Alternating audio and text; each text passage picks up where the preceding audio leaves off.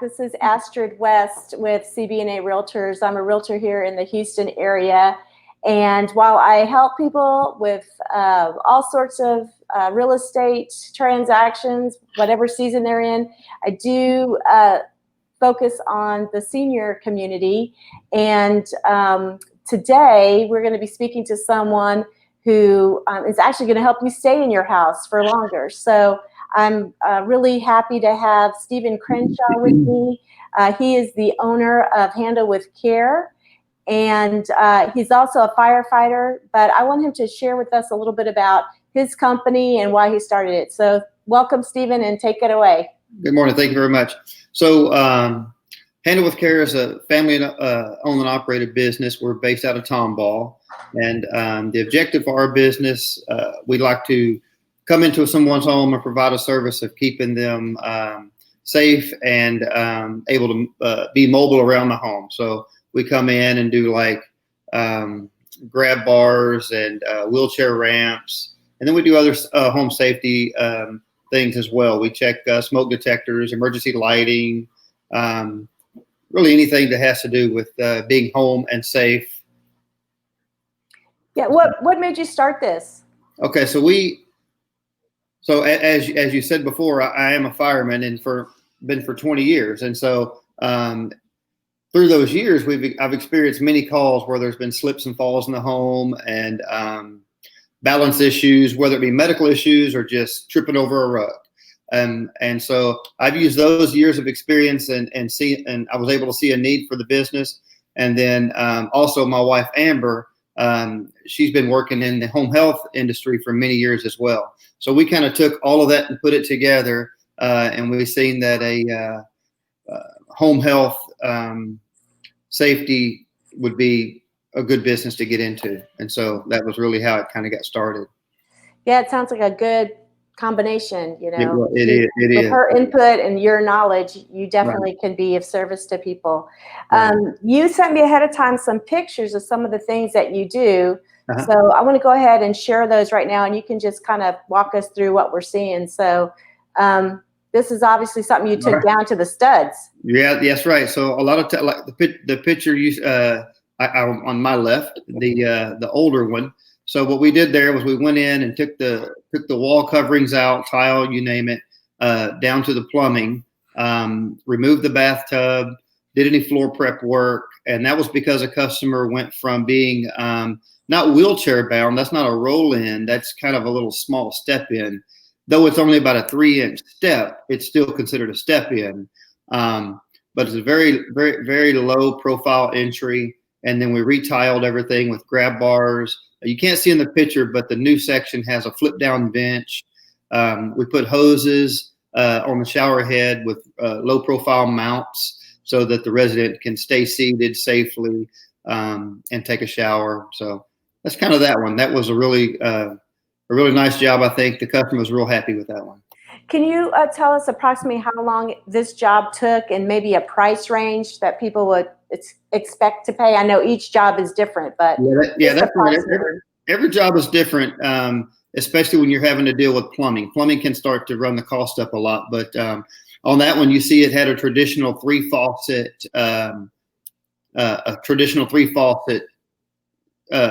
valve system, but we went with a more of a central core one on the new one. And so I would think, if you didn't have to do those type of things, prices would range anywhere from $3,500 to $5,500, right? Just because tile can be a huge difference in cost. Mm-hmm. But that one there was probably around $4,000, $4,500. Okay. Turnkey. This is another one that I forget what the term is that this is called, but so we call that a clean cut. And there's actually a company out of Ohio that sells that clean cut system. And there's many variables to that system. There's that one right there is just a clean cut step through. That's kind of the simplest one, for lack of better words, for the customer. They make others that have a little door that slides in there that kind of just screws in real quickly so the bathtub can go back to a bathtub. That one there is always going to be a shower. you'll never be able to use that as a bathtub again. But I find that most of our customers, when they get to the age to where they're needing this, they're not usually getting down in the bathtub anymore. Anyway, so that's a real good cost-effective way to accomplish getting in and out of the shower without having to do a complete remodel. And that one there can be done in just a few hours time versus the other one is several days. So. And you received a certification to be able to do that. This is just not something anybody can do, right? You have special training for that? Yes, ma'am. Okay. Mm-hmm. All right. The other one we want to show is this one. This one looks, go ahead and explain what you did here. That's another clean cut. That's kind of the same as the other one. I added these photos on there for you so you could kind of see the before and after. The other one already had a cut. So you can see that bathtub on the top left. That's before we cut the bathtub, and then you can see the transitions. And then also the toilet has a little bar attachment to that. And then on the left wall, there's another bar. And we configure these bars based off the customer's needs. If you have a shoulder injury, if you have any type of paralysis from a previous stroke history or something like that, then we're able to position bars in ways to accommodate that person's immediate needs. Yeah, I would also like to let people know too, you also, you can build ramps if someone's coming home from the hospital and they're wheelchair bound or just over time. Yeah, you do, it's not just the bathtubs and the bars, it's quite a bit more that you do, widening doors. Right, so so if we have a patient that slips and falls in the home, then they go to a rehab. Our ideal time frame would be while they're in the rehab, themselves or a family member call us and say, you know, my mom or my dad or myself, we're coming home and we're going to be in a wheelchair. And when we left our home, we could walk around just fine, but now we can't navigate our way through our house anymore. And so then we go and we try to get the wheelchair or whatever they may be in and use that to go through the home and then make whatever adjustments we need. So if we need to widen a doorway because these older homes, have these 24-inch doors going into the bathroom, well, that's not going to accommodate a 30-inch wheelchair, obviously. So we go and we widen the doors.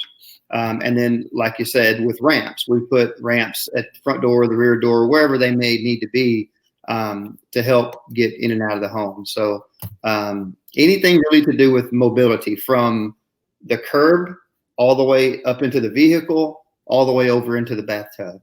Excellent. There's one last slide we're going to look at. Looks pretty amazing, the before and after what you did here. Okay, so that one was a 40-year-old house that had a big, massive bathtub that wasn't going to be accessed anymore by really anyone that lived in that home. And so we wanted to accommodate everyone in the home, which was 2 people. And then we took everything out and created a full roll-in shower space there. So that bottom flap, that bottom rubber piece you see, that's just a rubber flap that collapses as a wheelchair goes over it, and then it kind of springs itself back up into place. Oh, very cool. It's 2 inches or so tall. So the shower curtain, once it's closed, it drops down to the inside of that, making everything watertight. And so that was, as you can see, the before it just wasn't pleasant on the eye because of its age and design, but the new is really nice. The customer's very, very happy and wheelchair accessible there. That is absolutely amazing. I mean, you make it so that it's safe and that it's aesthetically very pleasing. Right. And a lot of times it's just kind of, I'm going out on a limb here about what they might want because they're not going shopping. And I tell them to go online and look at tile and this and that. And you know, it's hard to tell someone that's 90 years old to go online, you know. And so, you know, we just kind of take the liberty of doing things. Just a heads up, it's hard to tell like a 55-year-old. Right. Go online. Yeah, well, that's true. That's true. So what is the first step? People reach out to you, and I understand you go out to their home and do an assessment. I'm curious, what are like some of the like practical tips that you tell people? What things that you see? So typically what the first step would be if someone was to need our service, they would give us a call. When the video is over, we'll place some numbers and things there, but they just reach out and contact us. We contact them back. We set up a time to go over to their home, whether we're meeting them or a family member. And we just kind of walk through the home and knowing what the resident's going to come back, what condition they're going to come back in, whether it's a wheelchair, a walker, or just fully mobile and just need a little bit of a balance assistance. We take all those things into consideration, and any impairments they may be coming home with. And then we meet with the family member there at the house, and we start from the curb. Like I said earlier, we start from the curb, and then our assessment usually ends in the bathroom. Bathrooms are the number one place for falls in the home. And so we want to prevent those as much as possible. You can't prevent all falls. That's why they call it, fall prevention, because, you're not going to exclude them all. We're just going to try to prevent as many as possible. What about rugs? A lot of people have their dining table under a rug. Yeah. If they've got hardwood floors or tile, do you, Right. at that point, are you is your eye trained to be like, okay, yeah, that's a trip hazard. You might want to not roll that up. So when we walk in the front door, before we walk to the front door, as we're walking up to the front door, our assessment has already began. And so we're assessing how high the sidewalk is from the door threshold, whether we need a ramp there or some sort of assistance. Excuse me. And then once we come in the home, we're looking for furniture and rugs and cords and all of these different things, even just cramped spaces. You have a home that was built in the 50s. And every room is compartmentalized. It's very tight and compact. Nothing's ever built for wheelchairs, walkers, or even stretchers. And so those are some of the things that we have to consider. And in my line of work, I do consider, how are we going to get a stretcher in here at 3 o'clock in the morning? And if sometimes the answer is no or not, then I try to ask the resident to move furniture around and create more space for us as a responding fire or EMS agency. But for sure, we're always concerned with trip and fall hazards being the number one reason for hospitalization for seniors. So we're looking for cords and rugs and whatever else might be there. Dogs, animals get underneath they love mom and daddy, the dogs do. And so they become a trip hazard as well. Yeah. So for people that are watching and want to get more information, my first question is, do you service the greater Houston area, or are you only in Tomball? No, our office is based out of Tomball, but we service, I go anywhere from Huntsville to the Heights. Okay. So it just kind of tells you what we do. Okay. And so it's all about scheduling, and I try to look at them. It's sometimes scheduling's difficult. I look at a map and I try to see where everybody's addresses are and then try to accommodate everybody in that day. So if I go to Huntsville, I'd like to take care of Huntsville and Willis in one day. Right. If I'm going to the Heights, I want to take care of the Heights and Fairfield in one day. And so the travel I try to limit my travel by geographical job location, So. Well, I think what you're doing, Steven, is an amazing service. I have never heard of anyone else doing what you're doing, and it's noble work. It's good work, and I think you have a beautiful family. I know Amber, your wife, and so I wish you guys all the best. How can people reach you? What phone number should they call if they want to get more information? Well, we have two numbers. The best number to probably call is going to be Amber's cell phone number, and that's the one you see on the screen there. That's the best one.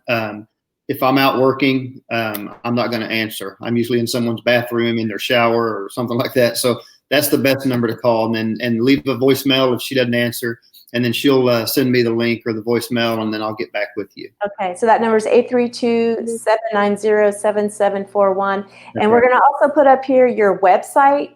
People can go there and check out all the services you offered. We didn't talk about something called, I think it's called a Knox box, but we'll save that for next time. Next time I have you on the show.